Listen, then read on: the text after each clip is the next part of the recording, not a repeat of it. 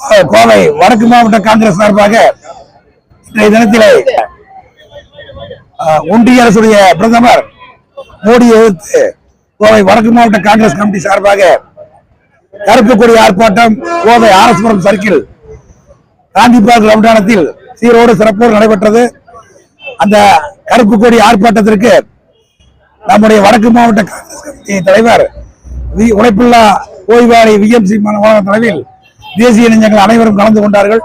மாமன்ற உறுப்பினர்கள் மற்றும் மாநில பொதுச் செயலாளர்கள், மாநில துணைத் தலைவர்கள், வார்டு செயலாளர்கள், மாவட்ட ஒன்றியம், வட்டாரம் அனைத்து தேசிய இளைஞர்களுக்கும் கோவை ஆர்எஸ்புரம் வடக்கு மாவட்ட காங்கிரஸ் கமிட்டியின் சார்பாக அதன் தலைவர் என்ற முறையிலே வாழ்த்துக்களும் நன்றியும் தெரிவித்துக் கொண்டு அனைவரும் கலந்து கொண்டதற்கு ஜெயின் கருப்பு கொடி காட்டிய இந்த மோடிஜி கண்டனம் தெரிவித்தோம் என்று.